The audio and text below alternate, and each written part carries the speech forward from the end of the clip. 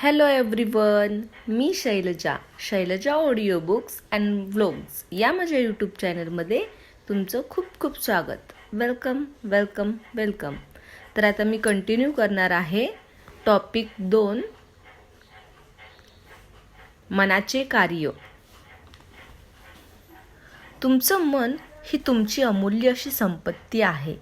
या संपत्तीचा उपयोग तुम्हाला तेव्हा करता येईल जेव्हा तिचा वापर कसा करायचा हे तुम्ही शिकाल. आपण आधीच्या प्रकरणात पाहिलंच आहे की मनाचे 2 स्तर असतात, एक अंतर्मन व दुसरं बाह्यमन. आपल्याला सतत काही ना काही विचार करायची सवय असते. आपण आपल्या बाह्यमनात सतत काही ना काही विचार करत असतो. हेच विचार आपल्याही नकळत आपल्या अंतर्मनात झिरपत असतात व त्या विचारानुरूप अंतर्मन आपली परिस्थिती निर्माण करतं. आपलं अंतर्मन हे सर्जनशीलतेचं प्रतीक आहे. तुम्ही जर सतत चांगला विचार करण्याची क्रिया केली तर त्याच्या प्रतिक्रियेनुरूप तुम्हाला चांगले फळ मिळेल व नकारात्मक किंवा वाईट विचार केला तर त्याची प्रतिक्रिया देखील नकारात्मकच मिळेल. थोडक्यात जैसा बोओगे वैसा पाओगे अशा पद्धतीनं मनाचं कार्य चालतं. अत्यंत महत्त्वाचा मुद्दा म्हणजे आपल्या अंतर्मनानं जर एखादा विचार स्वीकारला की तो लगेच अंमलात आणायला ते सर्व शक्तीनिशी कार्य करायला सुरुवात करतं. एक सरळ सत्य म्हणजे अंतर्मन आपण केलेल्या चांगल्या वाईट दोन्ही प्रकारच्या विचारांना अंमलात आणायला सारख्याच रीतीनं कार्य करतं. या नियमानुसार जर आपण नकारात्मक विचार केले तर आपल्या अपयशाला उत्पन्न करण्यास आपलेच नकारात्मक विचार कारणीभूत ठरतील.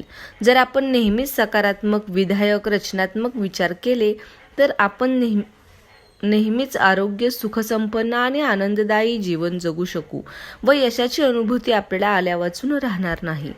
तुम्हाला मनाची शांती आणि निरोगी शरीर तेव्हाच प्राप्त होतं जेव्हा तुम्ही सकारात्मक विचार करायला जाणीवपूर्वक प्रयत्न करू लागता.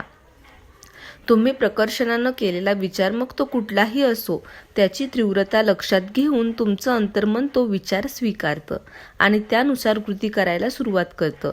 एकदा का तुम्ही तुमच्या अंतर्मनाला तुमचे विचार स्वीकारायची सवय लावली तर तुमचं अंतर्मन तुम्हाला सुख, समृद्धी, ऐश्वर्य, आरोग्य आणि शांती प्रदान करेल.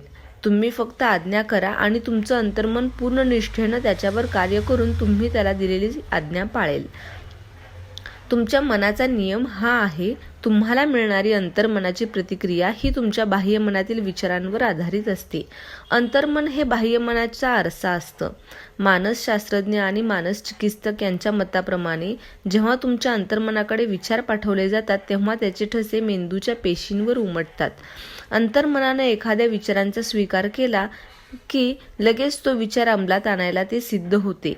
हा हेतू साध्य करण्यासाठी तुम्ही आयुष्यभर जे ज्ञान मिळवलं आहे ते सगळं विचारांच्या साहाय्याने अंतर्मनाद्वारे उपयोगात आणलं जातं.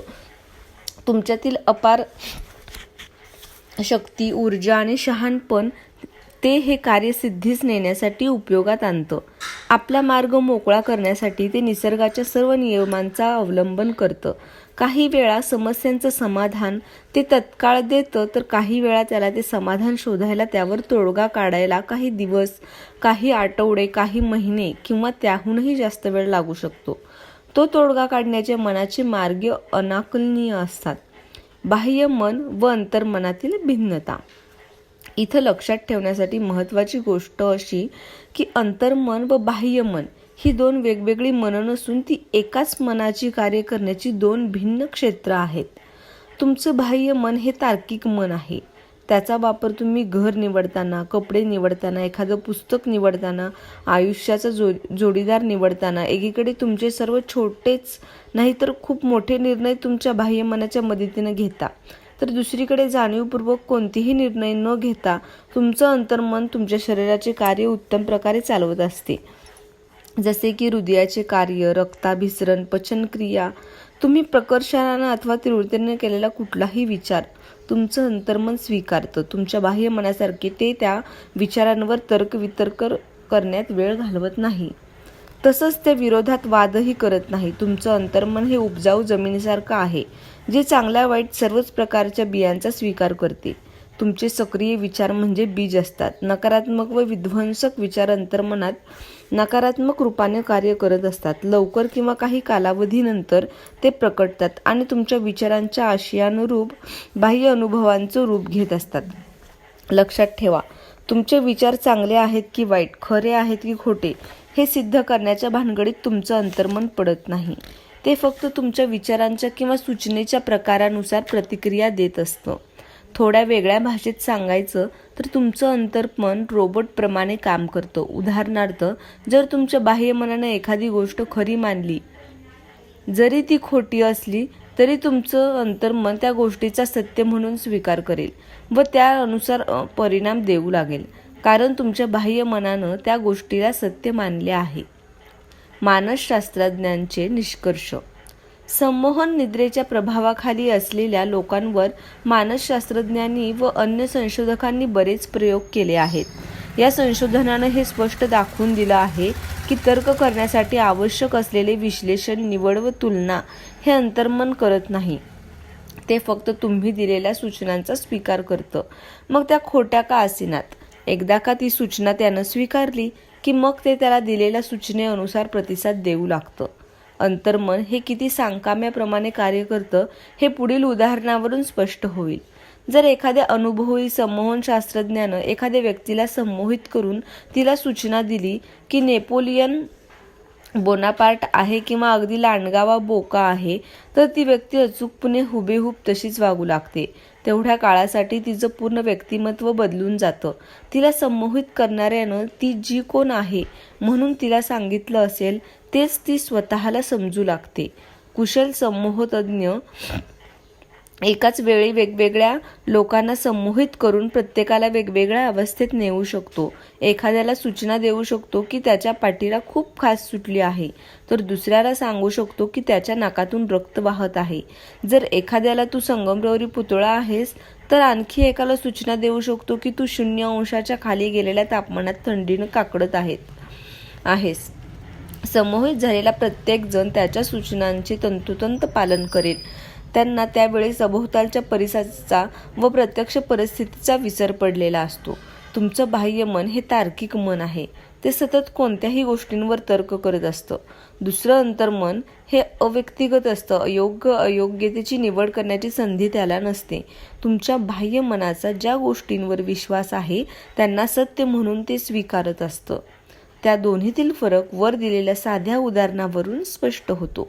म्हणून तुमच्या बाह्यमनानं तुम्हाला सौख्य, शांती, आनंद, प्रेरणा अशाच कल्पनांचा विचार करायला हवा, जेणेकरून तुमचं जीवन हे समृद्ध बनेल. तात्पर्य: बाह्यमनानं कायम सकारात्मक राहिलं पाहिजे. मनाचे अवतार: वस्तुनिष्ठ व व्यक्तिनिष्ठ. बाह्यमनाचा संबंध नेहमीच वास्तव जगाशी येतो, त्यामुळे त्याला वस्तुस्थितीची जाणीव असते. आपल्याला लाभलेल्या पंचज्ञानेंद्रियांच्या मार्फत ते या जगाचं निरीक्षण करत असतं. यांच्या मार्फत ते सभोवतालच्या बऱ्याच गोष्टींविषयी माहिती व ज्ञान गोळा करत असतं. विविध अनुभव व अभ्यासाच्या माध्यमातून ते ज्ञान गोळा करत असतं. याआधीच आपण पाहिलं की बाह्य मनाचं महत्त्वाचं कार्य म्हणजे तर्क करणं. या सर्व गोष्टींमुळे बाह्य मनाला आपण अनेकदा वस्तुनिष्ठ किंवा तर्कनिष्ठ असं संबोधतो. कसं ते आपण पुढील गोष्टींमधून समजून घेऊ. समजा ग्रँड कॅन्यनला दरवर्षी भेट देणाऱ्या हजारो लाखो पर्यटकांपैकी तुम्ही एक आहात. ते स्थळ पाहून तुम्ही असा निष्कर्ष काढाल की हे स्थान म्हणजे जगातील अद्भुत नैसर्गिक आश्चर्यापैकी एक आहे. तुमच्या या निष्कर्षाला आधार असतो तुमच्या निरीक्षणाचा. त्याची अतांग खोली, पहाडांनी बनलेले संकीर्ण आकार, वेगवेगळ्या बहुमितीय पातळ्यांवरील रंगांची केलेली सुंदर उधळण, या गोष्टीचं निरीक्षण करून तुम्ही वरील निष्कर्ष काढलेला असतो. हे आहे बाह्य मनाचं कार्य. अंतर्मनाला सभोवतालच्या परिस्थितीची सहसा जाणीव नसते. अर्थात भौतिक अर्थानं नाही म्हणता येणार. अंतर्मन हे तुमच्या भावनांच्या, विचारांच्या, स्मृतीच्या भंडारांच्या साह्यानं अंतर्स्फूर्तीनं सगळ्या घटनांचा, विचारांचा अर्थ लावते.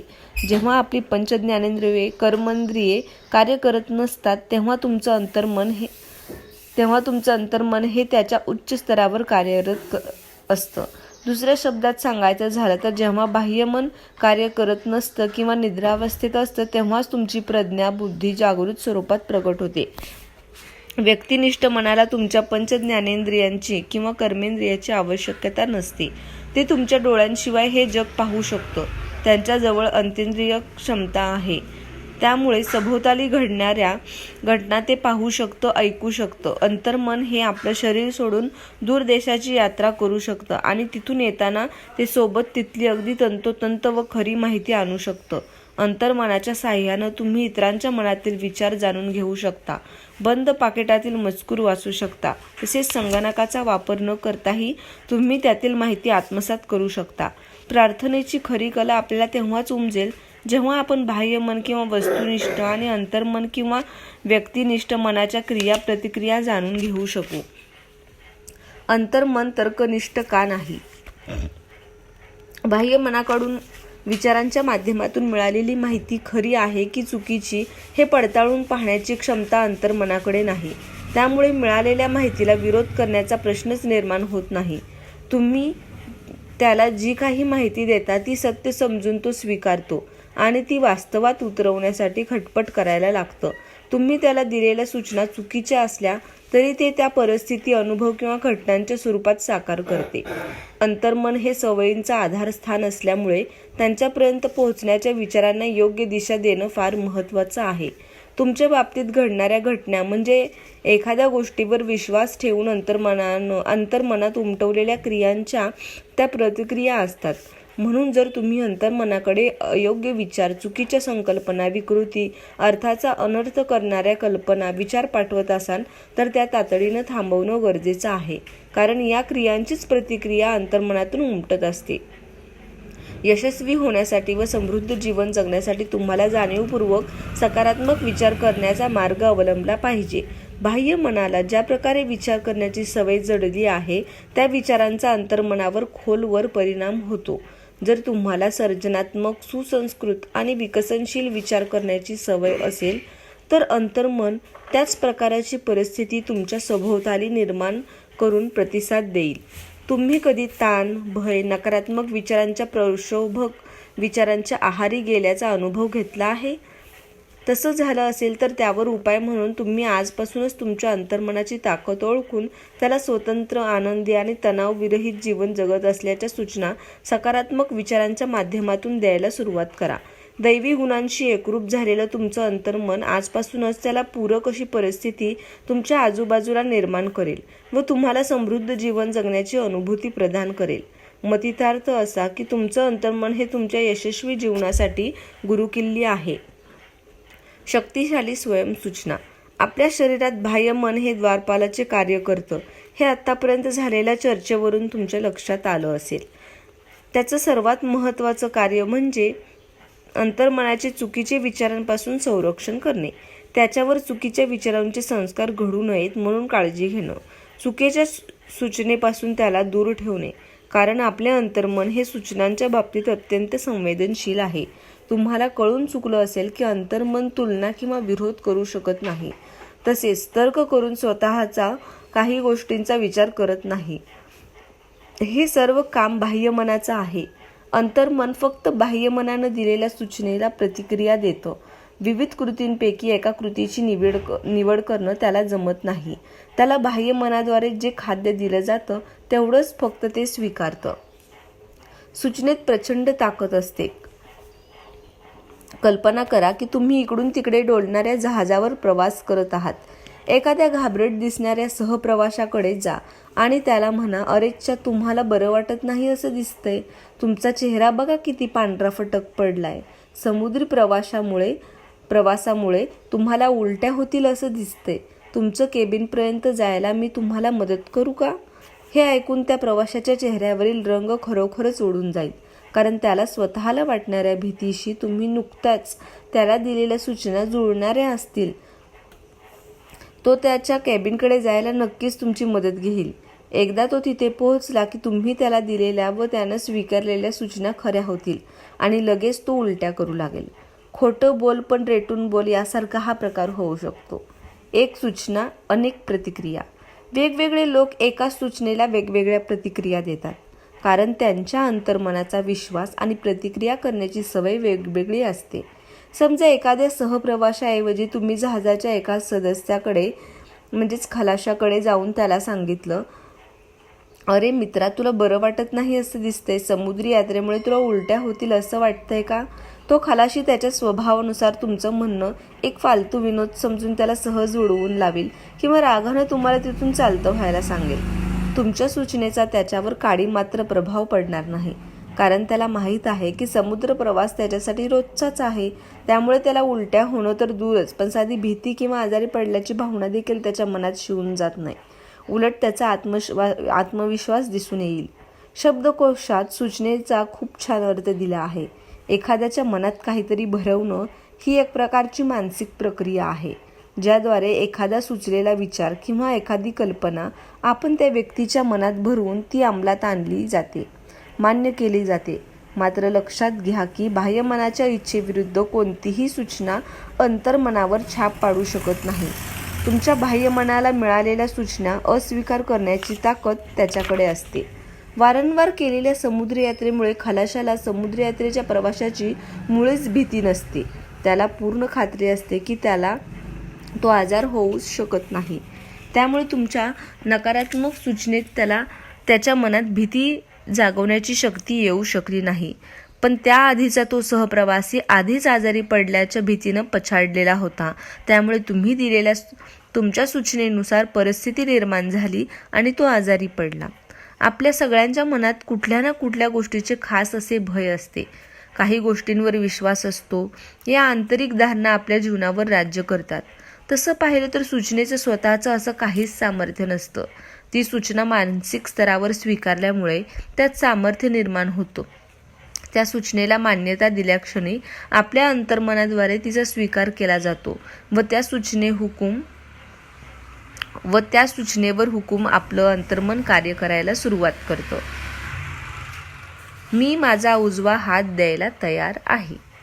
बऱ्याच वर्षापूर्वी मी स्थापन केलेल्या कॅक्स्टन हॉलमधील लंडन टूथ फोरममध्ये मी अनेक वर्षे नियमित व्याख्यानं दिली आहेत. तेथील डायरेक्टर व इव्हलिन फ्लिटननी मला एका अशा माणसाबद्दल सांगितलं, ज्याची तरुण मुलगी सांधिवात आणि दुःखदायक त्वचारोग सोरायसिस या दोन्ही आजारांनी जवळजवळ पांगळी झाली होती. बरेच डॉक्टरी उपचार केले गेले, पण कोणताच इलाज लागू पडला नाही. तो माणूस हताश झाला. तो स्वतःलाच नव्हे तर त्याच्या मित्रांना वारंवार म्हणायचा, माझ्या मुलीला बरी झालेली पाहण्यासाठी मी माझा उजवा हात द्यायला सुद्धा तयार आहे. डॉक्टर फ्लिटननं सांगितल्याप्रमाणे ते कुटुंब एके दिवशी फिरायला बाहेर पडलं होतं. त्याच्या गाडीचा अपघात झाला व त्या अपघातात त्या माणसाचा उजवा हात खांद्यापासून वेगळा झाला. जेव्हा तो त्याच्यावरील उपचारानंतर हॉस्पिटलमधून घरी आला तेव्हा त्याला आढळून आलं की त्याच्या मुलीचे दोन्ही आजार बरे झाले होते. म्हणून तुम्ही अतिशय काळजीपूर्वक तुमच्या अंतर्मनाला केवळ अशा सूचना द्यायला हव्यात ज्या आजार बरं करतील, उत्थान करतील, आशीर्वाद बनतील आणि तुमच्या सगळ्या बाबतीत तुम्हाला प्रेरित करतील. लक्षात ठेवा की तुमचं अंतर्मन विनोद समजू शकत नाही. ते तुमच्या आदेशांचं शब्दशः पालन करतं. स्वयंसूचनांच्या माध्यमातून भीती कशी दूर पळवाल? ज्याप्रमाणे एखादी गोष्ट चुकीच्या वापरानं हानिकारक तर योग्य वापरानं फायदेकारक ठरू शकते, त्याच प्रकारे स्वयंसूचनेच्या बाबतीत घडतं. स्वयंसूचना किंवा आत्मसूचना म्हणजे स्वतःला काहीतरी निश्चित व विशिष्ट गोष्ट ठामपणे सुचवणं. जॅनेट आर ही अत्यंत प्रतिभावंत तरुण गायिका होती. तिला एका रंगमंचाच्या नाटकात एका महत्त्वाच्या भूमिकेसाठी आवाजाची चाचणी देण्यासाठी आमंत्रित केलं गेलं होतं. ती तिच्या आवाजाची चाचणी द्यायला खूप उत्सुक होती, पण तितकीच स्वतःला भयंकर साशंकही होती. म्हणजे तिच्या मनात शंका होती की मी गाऊ शकेन की नाही. यापूर्वी ती 3 वेळा निर्देशकांपुढे गायली होती आणि वाईट रीतीनं अपयशी झाली होती. त्यामागचं कारण होतं अपयशाची भीती. तिचा आवाज मधुर होता, पण ती स्वतःशीच म्हणत राहायची, जेव्हा मी गायची वेळ येईल तेव्हा माझा आवाज खूप भयानक असेल. मला कधीच ती भूमिका मिळणार नाही. ते मला पसंत करणार नाहीत. त्यांना या गोष्टीचं आश्चर्य वाटेल की मी प्रयत्न करायची हिंमतच कशी केली. मी तिथं जाईन खरी, पण मला माहीत आहे की मी अपयशीच ठरेन. यालाच म्हणतात मनचिंती ते वैरीन चिंती. याला अनैच्छिक स्वयंसूचना असं म्हणतात. तिच्या मनातील भीतीची भावना इतकी तीव्र झाली की ती वारंवार अंतर्मनावर त्या प्रकारच्या विचारांचे संस्कार इच्छा नसतानाही अजाणतेपणे करू लागली. तिच्या अंतर्मनानं या नकारात्मक विचारांचा विनंतीच्या रूपात स्वीकार केला व त्याप्रमाणे स्वयंसूचना प्रत्यक्षात आणण्यासाठी ते कामी लागले व त्यानं ते विचार वास्तवात आणले. या नकारात्मक स्वयंसूचनांच्या जागी सकारात्मक स्वयंसूचना देऊन ही तरुण गायिका तिच्या नकारात्मक स्वयंसूचनांच्या विळख्यातून सुटण्यात यशस्वी झाली. त्यासाठी ती दररोज 3 वेळा एका शांत खोलीत एकटीच जायची. एका आराम खुर्चीत डोळे बंद करून शरीर सैल सोडून आरामशीर बसायची. आपलं शरीर व मन शक्य तितकं स्थिर करायची. शारीरिक स्थिरता मानसिक निष्क्रियतेला प्रेरित करते आणि सूचनेसाठी मनाची ग्रहणक्षमता वाढवते. भीतीच्या सूचनेचा विरोध करण्यासाठी ती स्वतःशी पुन्हा पुन्हा म्हणायची, मी खूप सुंदर गाते, मी शांत, संतुलित, प्रसन्न, आत्मविश्वासपूर्ण आहे. प्रत्येक वेळी ती हे वाक्य सावकाश, शांतपणे व भावपूर्णरित्या 5 ते 10 वेळा म्हणायची. ती दिवसातून तीनदा व झोपी जायच्या थोडा वेळ आधी असं करायची. पूर्णपणे संतुलित आणि आत्मविश्वासानं परिपूर्ण होण्यासाठी तिला 1 आठवडा लागला. त्यानंतर जेव्हा तो निर्णायक दिवस आला तेव्हा तिला अतिशय चांगल्या प्रकारे चाचणी दिली आणि त्या भूमिकेसाठी तिची निवड झाली. तिची स्मृती कशी परत आली. एक 75 वर्षाची स्त्री होती. प्रत्येकासारखीच ती अधूनमधून काहीबाही विसरायची, पण ती त्याकडे लक्ष द्यायची नाही. तिला तिच्या स्मरणशक्तीचा खूप अभिमान होता, पण हळूहळू जसं तिचं वय वाढू लागले तशी ती अशा विसराळूपणाच्या घटनांकडे लक्ष देऊ लागली आणि त्याबद्दल चिंता करू लागली. प्रत्येक वेळी ती काहीतरी विसरली की स्वतःशीच म्हणायची, म्हातारपणामुळं माझी स्मरणशक्ती कमी कमी होत चालली आहे. अशा नकारात्मक आत्मसूचनेमुळे ती जास्तीत जास्त नाव आणि घटना विसरू लागली व हताश होऊ लागली. नंतर काही दिवसांनी सुदैवानं तिलाच जाणवलं की ती स्वतःचं नुकसान करून घेत आहे. तिनं ती प्रक्रिया उलटवण्याचं ठरवलं. दिवसातून जेव्हा तिच्या मनात विचार यायला लागला की मी विसराळू होत चालले आहे, त्यावेळी ती स्वतःला थांबवायची. इतकंच नाही तर ती मुद्दाम त्याच्या उलट विचार करायची. दिवसातून अनेक वेळा ती सकारात्मक स्वयंसूचनांचा सराव करायची. ती स्वतःशी म्हणायची, आजपासून मी स्मरणशक्ती सर्व प्रकारे सुधारत आहे. मला जे जे लक्षात ठेवणं आवश्यक असेल ते सगळं त्या त्या क्षणी व त्या त्या ठिकाणी मला नेहमीच आठवेल. मला सगळं स्पष्ट व नेमकं लक्षात राहील. मी तो आपोआप व सहज लक्षात ठेवू शकेन. मी ज्यावेळी ते आठवण्याचा प्रयत्न करेन ते सगळं स्पष्ट व योग्य रीतीनं माझ्या समोर उभं राहील. माझी स्मरणशक्ती रोज झपाट्यानं सुधारत आहे. लवकरच माझी स्मृती यापूर्वी होती त्यापेक्षा अधिक चांगली होईल. परिणामस्वरूप तिची स्मृती 3 आठवड्यानंतरनं सामान्य झाली. स्वयंसूचनेच्या साहाय्यानं वाईट स्वभावावर मात करा. आपल्या वैवाहिक आणि व्यावसायिक जीवनात खूप अडचणी आलेली एक व्यक्ती माझ्याकडे मार्गदर्शन घेण्यासाठी आली. समस्या होती ती तिची सतत होणारी चिडचिड व रागीट स्वभाव. तो माणूस स्वतः देखील याबाबत चिंतेत होता, पण इतर कोणी त्याच्याशी याबाबत चर्चा करण्याचा प्रयत्न केला तर तो जाम भडकायचा. तो स्वतःशीच सतत म्हणायचा की प्रत्येकजण मला माझ्या स्वभावासंदर्भात टोचत आहे आणि मला त्याच्यापासून स्वतःचं रक्षण करायलाच हवं.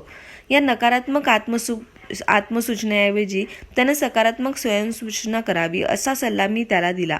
दिवसातून सकाळी, दुपारी आणि रात्री झोपण्याअगोदर त्यानं स्वतःशीच पुन्हा पुन्हा म्हणायचे, यापुढं मी अधिक चांगल्या स्वभावाचा बनणार आहे. आता आनंद, सुख आणि प्रसन्नता ही माझ्या मनाची सामान्य स्थिती बनत चालली आहे. प्रत्येक दिवशी मी अधिकाधिक प्रेम करण्याजोगा आणि समजूतदार होतो आहे. माझ्या अवतीभोवती असणाऱ्या सगळ्यांसाठी मी प्रसन्नता, सदिच्छेने केंद्र बनून त्यांनाही माझ्या चांगल्या स्वभावानं आनंदी करेन. ही आनंदी, उत्साही आणि प्रसन्न मनोदशा आता माझ्या मनाची स्वाभाविक व सामान्य स्थिती बनत आहे. मी उपकृत झालो आहे. एका महिन्यानंतर त्याच्या पत्नीच्या व सहकाऱ्याच्या लक्षात आलं की आता त्यांच्यासोबत काम करणं किती सोपं झालं आहे. बाह्य सूचनेबाबत महत्त्वाचे मुद्दे.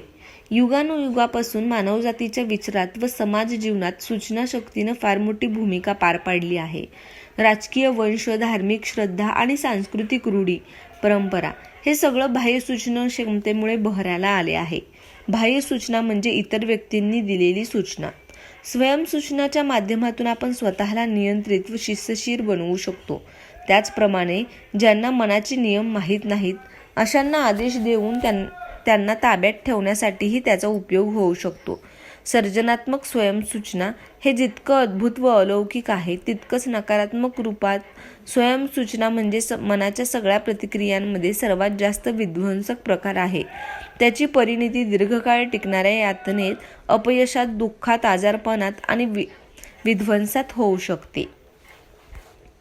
नकारात्मकतेचा धिक्कार करा. आपण जन्माला आलो त्या क्षणापासून आपल्यावर सतत नकारात्मक सूचनांचा भडीमार होत असतो. त्याचा विरोध कसा करायचा हे माहीत नसल्यानं आपण नकळत त्याचा अंतर्मनाद्वारे स्वीकार करतो व त्याचा प्रत्यक्षात अनुभव घेत असतो. नकारात्मक सूचनांची काही उदाहरणे पहा. तुला जमणार नाही, तू काहीच कामाचा नाहीस, तू हे करू नकोस, तू अपयशी होशील, तुला संधीच मिळणार नाही, तू पूर्णपणे चुकीचा आहेस, त्याचा काहीच उपयोग नाही, तुम्हाला काय माहीत आहे महत्त्वाचे नाही, तर तुमची कोणाशी ओळख आहे हे महत्त्वाचे आहे, जगाचा विनाश होत आहे, काय फायदा, कोणाला कशाची पर्वा नाही, इतके प्रयत्न करण्यात काहीच अर्थ नाही, आता तुमचं वय झालं आहे, गोष्टी जास्तीत जास्त वाईट होत जात आहेत, जीवन म्हणजे अंतहीन रहाटगाडगे आहे, प्रेम फक्त पक्ष्यांसाठीच उरलं आहे, तुम्ही कधीच जिंकू शकत नाही, सावधानी बाळगा, तुम्हाला एखादा महाभयंकर आजार होईल, कोणाचाच भरवसा उरला नाही. अशा प्रकारच्या बाह्य सूचना ऐकून त्याचा स्वीकार केल्यानं त्या खऱ्या ठरण्याला तुम्ही साथ देता. लहानपणी तुमच्यासाठी महत्त्वपूर्ण व जवळच्या व्यक्तींनी सतत दिलेल्या सूचनांबाबत तुम्ही असहाय्य असता. अजून चांगले काय वाईट काय याची जाणीव तुम्हाला नसते. बाह्य मन व अंतर्मन दोन्हीही तुमच्या बाबतीत एक असं रहस्य होतं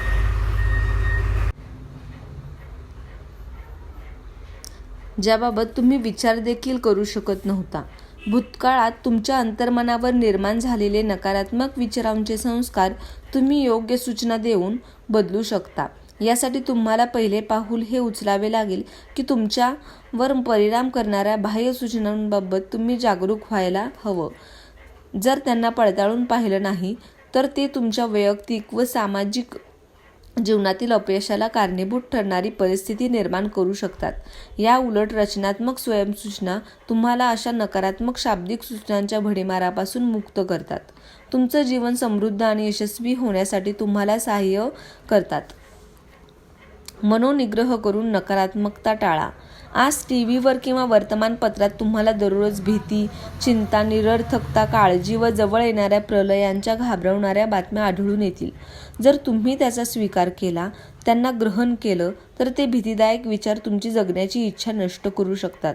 एकदा तुम्ही हे ठरवलं की सूचनांचा स्वीकार करायचाच नाही की लगेच तुमच्यासमोर अनेक पर्याय उलगडतात. तुमच्या अंतर्मनाला सर्जनात्मक स्वयंसूचना देऊन अशा साऱ्या विनाशक कल्पनांचे निराकरण करण्याची ताकद तुमच्यात निर्माण होते. इतरांनी तुमच्यावर लादलेल्या नकारात्मक विध्वंसक सूचनांच्या दडपणाखाली जायची काहीच आवश्यकता नाही. या नकारात्मक सूचनांमुळे आपल्यापैकी सगळ्यांनाच त्यांच्यामुळे आपल्या बालपणात, किशोरावस्थेत व प्रौढावस्थेत बरंच काही सोसावं लागलं आहे. तुम्ही जर मागं वळून बघितलं तर तुम्हाला स्पष्ट दिसून येईल की तुमच्यावर अशा असंख्य नकारात्मक सूचनांचा अविरत वर्षाव करणारे दुसरे तिसरे कोणी नसून तुमचेच पालक, मित्र, नातलग, शिक्षक आणि इतर जवळचे लोक होते. तुम्हाला सांगितल्या गेलेल्या गोष्टींचा अभ्यास करा. त्यांच्यात दडलेल्या अर्थाचं विश्लेषण करा. त्यातून तुम्हाला आढळेल की त्यांच्यापैकी बऱ्याच सूचना म्हणजे तुमच्या भीती निर्माण करून तुमच्यावर नियंत्रण ठेवणं एवढाच हेतू त्याच्या मागं दडलेला होता, अजूनही आहे. ही बाह्य सूचनांची प्रक्रिया प्रत्येक घरात, कार्यालयात, फॅक्टरीत आणि क्लबमध्ये सतत चालू असते. तुमच्या लक्षात येईल की लोकांना याची जाणीव असो वा नसो, पण त्यांनी केलेल्या अशा अनेक सूचनांचे उद्दिष्ट तुम्हाला त्यांच्या इच्छेनुसार विचार करायला, अनुभवायला व कृती करायला लावणे हाच असतो. मग त्या सूचना तुमच्यासाठी विध्वंसक का असेनात, त्याने त्यांना काहीच फरक पडत नाही. सूचना जीव घेण्या कशा ठरल्या. दूरवर असलेल्या भारतातल्या काचेच्या गोळ्यात पाहून भविष्य सांगणाऱ्या महिलेकडे माझे एक दूरचे नातेवाईक गेले. त्यांनी तिला त्यांचे भविष्य पाहायला सांगितलं. तिनं सांगितलं की गृहस्थांच्या हृदयाची अवस्था फार वाईट आहे व ते येत्या महिन्याच्या प्रतिपदेला मरणार आहेत. ते ऐकून माझे नातलग स्तब्ध झाले. त्यांनी त्यांच्या सगळ्या कुटुंबियांना बोलवून घेतलं व हे भविष्यकथन केलं. त्याच्या वकिलाला भेटून त्यांचं मृत्यूपत्र अद्ययावत करून घेतलं. जेव्हा मी त्याच्याशी बोलून त्यांच्या भविष्यकथनावरील विश्वास दूर करण्याचा प्रयत्न केला तेव्हा ते म्हणाले, भविष्यवेत्या महिला परलौकिक ज्ञान आहे. तिच्याजवळ गेलेल्या लोकांचे ते अति भले किंवा तितकेच वाईटही करू शकते. त्यांचा तिच्या बोलण्यावर पूर्ण विश्वास बसलेला होता. 1 महिन्यापूर्वी आनंदी, निरोगी, उत्साही व जोशपूर्ण असलेले ते गृहस्थ जसजशी प्रतिपदा जवळ येऊ लागली तसतसे ते अधिक अलिप्त होऊ लागले. आता ते जणू अगदी अपंग झाले होते. भविष्यकथनाच्या दिवशी त्यांना प्राणघातक हार्ट अटॅक आला. ते स्वतःच त्यांच्या मरणाचे कारण होते हे कळून ते मृत्यू पावले. हे न कळून ते मृत्यू पावले. हे जग अनेक गूढ शक्तींनी भरलेलं आहे आणि त्या या जगाचं नियंत्रण करतात अशा कित्येकांनी धारणा असेल, परंतु या शक्ती गूढही नाहीत आणि अनियंत्रित तर अजिबात नाहीत. एका महिलेनं केलेलं भावी कथन ऐकून माझ्या नातलगानं त्या सूचनेला स्वीकारून स्वतःचा अंत करून घेतला. निवड करण्याची क्षमता तुमच्यात आहे. आता आपण अंतर्मन कसं कार्य करतं या माहितीच्या आधारे या घटनाकडे पाहू. व्यक्तीचं बाह्य मन जे काही मान्य करतं, अंतर्मन त्याचा स्वीकार करून त्यानुसार कार्य करतं. जेव्हा माझे नातलग त्या भविष्यवेत्या महिलेकडे गेले तेव्हा ते सूचनाक्षम अवस्थेत होते.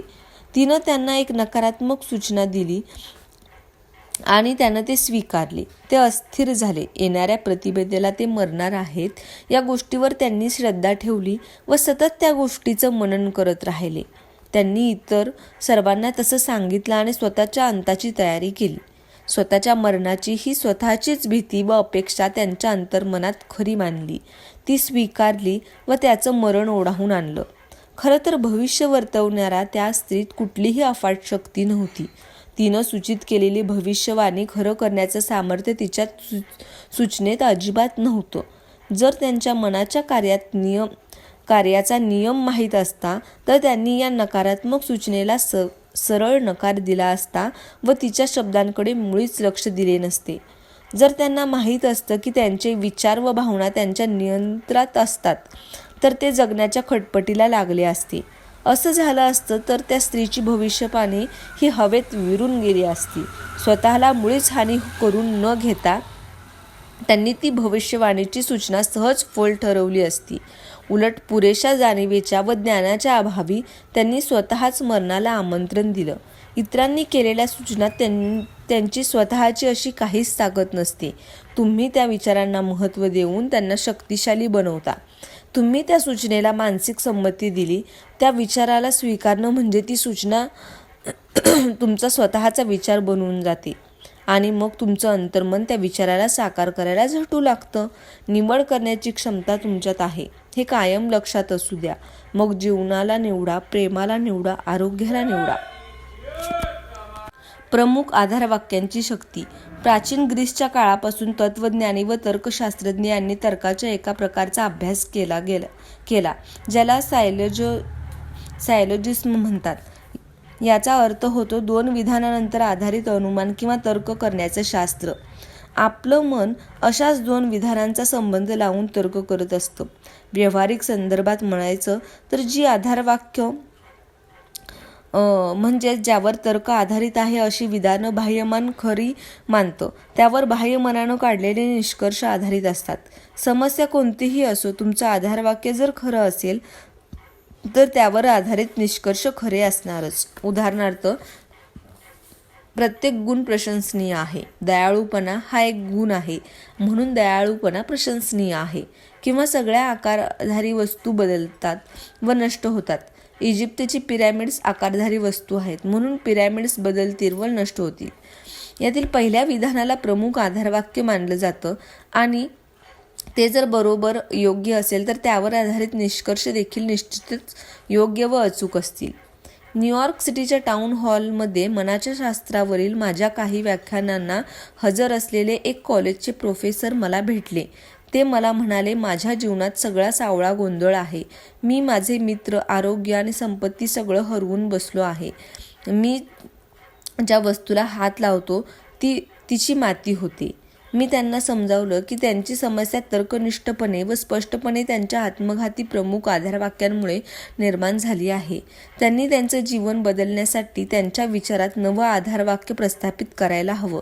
त्यांनी हे ठामपणे मान्य करायला हवं की त्यांच्या अंतर्मनाची अफाट बुद्धिमत्ता त्यांना मार्ग दाखवते, निर्देशित करते आणि त्यांच्या आध्यात्मिक, मानसिक व भौतिक भरभराट करते. हे सत्य आहे. एकदा त्यांनी हे मान्य केलं की त्यांचं अंतर्मन आपोआप त्यांना शहाणपणाचा निर्णय घ्यायला मार्गदर्शन करेल, त्यांचे आजार दूर करेल आणि त्यांना त्यांच्या मनाची शांती व स्थिरता पुन्हा मिळवून देईल. या प्रोफेसरांनी त्यांना हव्या असलेल्या जीवनाचं सर्वांगीण चित्र तयार केले. त्यांची प्रमुख आधारवाक्य होती, अपार बुद्धिमत्ता मला सर्व प्रकारे मार्गदर्शन करते. माझं आरोग्य उत्तम आहे आणि माझं मन व शरीर परस्परांशी सुसंगत आहे. माझ्यापाशी प्रेम, शांती आणि समृद्धी आहे. माझं सगळं जीवन योग्य कृती व दैवी आदेशाच्या तत्वांनी नियंत्रित केलं आहे. मला माहीत आहे की माझे प्रमुख आधारवाक्य हे जीवनाच्या शाश्वत सत्यावर आधारित आहे आणि मी हे जाणतो, अनुभवतो आणि विश्वास करतो की माझं अंतर्मन हे नेहमी माझ्या बाह्यमनाच्या विचारांना अनुसरून प्रतिसाद देत असतं. नंतर त्यांनी मला त्यांच्या प्रगतीचा अहवाल लिहून कळवला. मी दिवसातून अनेक वेळा माझ्या आधारवाक्यांची विधानं सावकाश, शांतपणे व प्रेमपूर्वक म्हणत असे. मला कळलं होतं की ती वाक्य माझ्या अंतर्मनावर खोल झिरपत जात होती. मला या गोष्टीची खात्री होती की मनाच्या नियमांच्या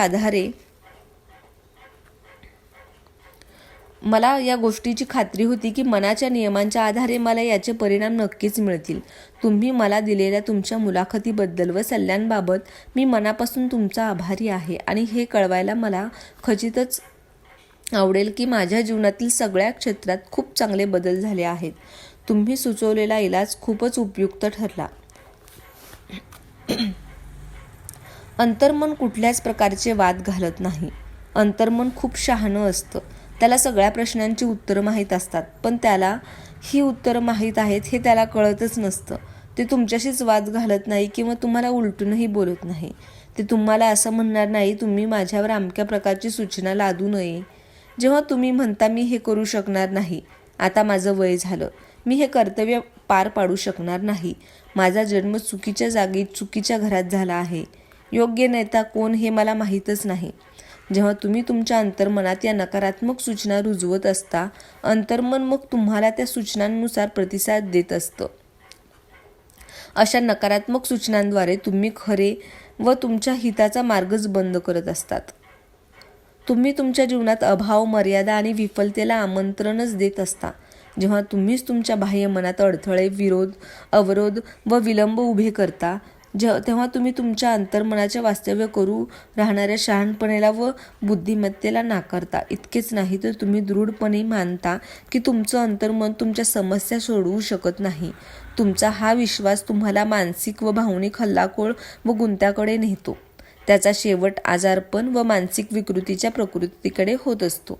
तुमची इच्छा साकार होण्यासाठी आणि विफलतेतून सावरण्यासाठी दिवसातून अनेक वेळा ठामपणे म्हणा, ज्या अपरंपार बुद्धिमत्तेनं माझ्यात ही इच्छा निर्माण केली आहे, तीच माझं बोट धरून मला मार्ग दाखवते आणि माझ्या इच्छापूर्तीच्या योजना माझ्यासमोर उलगडून दाखवते.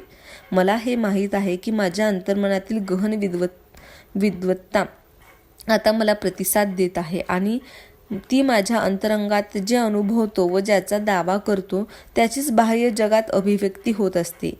सर्वत्र संतुलन, समता व समतोल आहे. उलटपक्षी जर तुम्ही असं म्हणालात, आता काही मार्गच उरला नाही, मी हरलो आहे, या द्विधेतून बाहेर पडणे शक्य नाही, मी या चक्रव्यूहात अडकून पडलो आहे, तर तुम्हाला तुमच्या अंतर्मनाकडून काहीच चांगले उत्तर किंवा प्रतिसाद मिळणार नाहीत. तुमच्या बाह्यमनानं तुमच्यासाठी काम करावं असे जर तुम्हाला वाटत असेल तर त्याला योग्य विनंती करायला हवी, तरच ते तुम्हाला सहकार्य करेल. ते नेहमीच तुमच्यासाठी काम करत असतं. अगदी या क्षणी देखील ते तुमच्या हृदयाच्या ठोक्या आणि श्वासोच्छ्वास नियंत्रित करत आहे. जेव्हा तुम्ही तुमचं बोट कापून घेता तेव्हा लगेच ते त्या जखमेला बरं करण्याच्या गुंतागुंतीच्या कामाला लागत असतं. त्याला मूलभूत व जीवनाभिमुख त्याचा मूलभूत कल जीवनाभिमुख आहे. ते नेहमीच तुमची काळजी घेण्यासाठी व तुम्हाला सुरक्षित ठेवण्यासाठी धडपडतं. तुमच्या अंतर्मनालाही स्वतःचं असं एक मन आहे, पण ते तुमच्या विचारपद्धती व कल्पनेचित्रे स्वीकारते. जेव्हा तुम्ही एखाद्या समस्येची उकल शोधता तेव्हा तुमचं अंतर्मन प्रतिसाद देईल, पण त्यासाठी तुमच्या बाह्य मनाने एखादा निर्णय घ्यावा किंवा खरा निकाल द्यावा अशी त्याची अपेक्षा असते. तुम्ही हे मान्य करायला हवं की तुमच्या सगळ्या समस्यांची उत्तरं तुमच्या अंतर्मनाकडे असतात. जर तुम्ही म्हणालात, मी यात पूर्णपणे फसलो आहे, गोंधळलो आहे, मला वाटतंय यातून बाहेर पडताच यायचं नाही, मला काही उत्तर काय मिळत नाही, तर तुम्ही तुमच्या प्रार्थनेवर पाणी फिरवत आहात. फक्त वेळेकडे लक्ष देणाऱ्या सैनिकाप्रमाणे तुम्ही महत्त्वाच्या ऊर्जेचा वापर तर कराल, पण पुढंच सरकू शकणार नाही. तुमच्या मनाच्या चक्रांना स्थिर करा. शांत व्हा, मोकळे व्हा. शांतपणे म्हणा, माझ्या अंतर्मनाला उत्तर माहीत आहे. ते मला या क्षणी पण प्रतिसाद देत आहे. मला माहीत आहे की माझ्या अंतर्मनाच्या प्रगाढ बुद्धिमत्तेला सगळ्या गोष्टी कळतात आणि ते आत्ताच माझ्यासमोर माझ्या प्रश्नांचं अचूक उत्तर देत आहेत. त्याबद्दल मी आभारी आहे. माझ्या खऱ्या विश्वासामुळे माझ्या अंतर्मनाचे भव्य व राजसी बुद्धिवैभव मुक्त करत आहे. असं होण्याचा मला आनंद आहे. या गोष्टी अजिबात विसरू नका. 1. चांगला विचार करा, चांगलेच होईल. वाईट विचार केला तर वाईटच होईल. तुम्ही दिवसभर जो विचार कराल तसेच तुम्ही बनाल. 2. तुमचं अंतर्मन तुमच्याशी वाद घालत नाही. तुमच्या बाह्य मनाचे आदेश ते स्वीकारतं. जर तुम्ही म्हणाल, मला हे परवडणार नाही, तर तुमचं अंतर्मन ते खरं करून दाखवेल. चांगला विचार निवडा, आदेश द्या, मी ते खरेदी करेन, मी त्याचा मनानं स्वीकार केला आहे. 3. तुमच्या हाती निवड करण्याची शक्ती आहे. आरोग्य आणि आनंदाची निवड करा. तुम्ही मैत्रीपूर्ण बनण्याची निवड करू शकता किंवा अमैत्रीपूर्ण. सहकार्य करणारे, आनंदी, मैत्रीपूर्ण, प्रेम करण्याजोगे बनणे निवडा आणि अख्खे जग तुम्हाला तसाच प्रतिसाद देईल. अद्भुत व्यक्तिमत्व विकसित करण्याचा हा उत्तम मार्ग आहे. 4. तुमचा बाह्य मन द्वारपाल रखवालदार आहेत. तुमच्या अंतर्मनावर वाईट छाप पडू नये हे बघण्याचे त्याचे मुख्य कार्य आहे. काहीतरी चांगले घडू शकते आणि ते आताही घडत आहे या गोष्टीवर विश्वास ठेवणे निवडा. निवड करण्याची क्षमता ही तुमची सर्वांची महान शक्ती आहे. आनंद व भरभराटीची निवड करा. 5. इतरांच्या सूचनात तुम्हाला दुखवण्याची शक्ती नसते. तुमच्या विचारातच खरी शक्ती असते. इतराच्या विचारांना, विधानांना नकार देण्याची निवड करून केवळ चांगले विचार दृढ करा. तुम्ही कशी प्रतिक्रिया करावी याची निवड करण्याची शक्ती तुमच्यात आहे. 6. तुमच्या शब्दांचे भान ठेवा. तुम्हाला तुमच्या प्रत्येक फालतू शब्दांचा हिशेब द्यावा लागेल. कधीही म्हणू नका की मी अपयशी होईन, माझी नोकरी जाईल, मी भाडे भरू शकत नाही. तुमचं अंतर्मन अशी वाक्ये थट्टेवारीवर नेणार नाही. ते निष्ठेने त्या वाक्यांना खरे करून दाखवतील. तुमचं मन दुष्ट नाही. निसर्गाची कोणतीही शक्ती दुष्ट नाही. तुम्ही निसर्गाच्या शक्तीचा वापर कसा करता यावर ते अवलंबून असतं. प्रत्येक ठिकाणी सगळ्या लोकांना आशीर्वाद देण्यासाठी, बरं करण्यासाठी आणि प्रेरित करण्यासाठी तुमच्या मनाचा वापर करा. मला हे शक्य नाही असं कधीही म्हणू नका. त्या भयाला दूर करण्यासाठी त्या वाक्याच्या जागी पुढचं वाक्य वापरा. माझ्या अंतर्मनाच्या शक्तीद्वारे मी सगळं काही करू शकते. 9. भीती, अज्ञान व अंधश्रद्धेच्या भूमिकेतून, दृष्टिकोनातून विचार न करता चिरंतन सत्य आणि जीवनाच्या सिद्धांताच्या दृष्टिकोनातून विचार करा. इतरांना तुमच्यासाठी विचार करण्याची अनुमती देऊ नका. स्वतःचे विचार स्वतःच निवडा. स्वतःचे निर्णय स्वतःच घ्या. 10. तुम्ही तुमच्या आत्म्याचे कॅप्टन आणि तुमच्या नशिबाचे मालक आहात. लक्षात ठेवा, निवड करण्याची क्षमता तुमच्यात आहे. जीवनाची निवड करा, प्रेमाची निवड करा, आरोग्याची निवड करा आणि आनंदाची निवड करा. 11. तुमचं बाह्यमन त्यावर विश्वास ठेवेल व ते जे सत्य मानून चालेल त्याचा स्वीकार तुमचं अंतर्मन करेल व त्या गोष्टी खऱ्या करून दाखवेल. सुदैव दैवी मार्गदर्शन, योग्य कृती आणि जीवनाच्या सगळ्या शुभत्वांवर विश्वास ठेवा. धन्यवाद. आजचा टॉपिक तुम्हाला कसा वाटला मला हे कमेंटद्वारे नक्की कळवा आणि माझ्या चॅनलला लाईक करा आणि शेअर करा आणि माझ्या चॅनलला सबस्क्राईब करायला विसरू नका. भेटूया पुढच्या टॉपिकमध्ये नवीन विषयावर. थँक्यू.